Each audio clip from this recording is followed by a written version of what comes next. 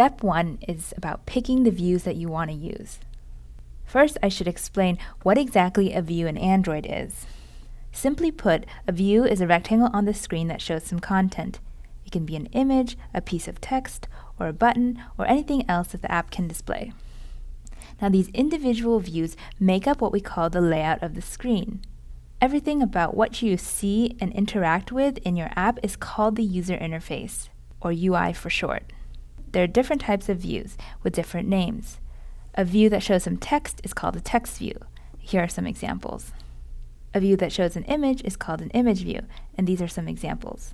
A view that shows a button is called, well, a button, and these are some examples. Now, there are many other types of views in Android which are really helpful to use, but we're going to focus on these 3 first. Earlier, I mentioned that every view is a rectangle on the screen, but where are all the rectangles?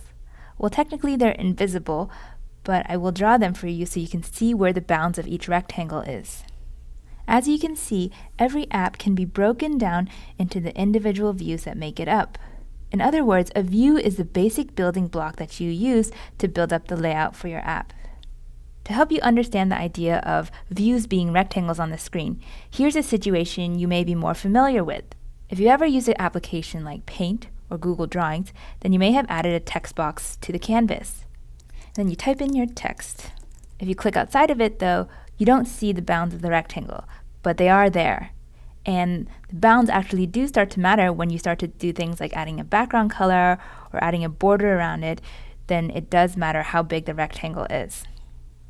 I also want to point out that the format of these view names is in camel case. Camel case means that there are no spaces in between words, and the beginning of each word is capitalized. The reason why it's called camel case is because the outline of the word goes up and down like the humps of a camel's back. You're going to be seeing camel case more throughout this course. Okay, let's practice what you learned. This is a screenshot of the new email app from Google called Inbox. Can you identify the different types of views here? To help you, I've highlighted the individual views. For example, for A, can you tell me if it's a text view, an image view, or a button? Do the same for B, as well as the rest of the views.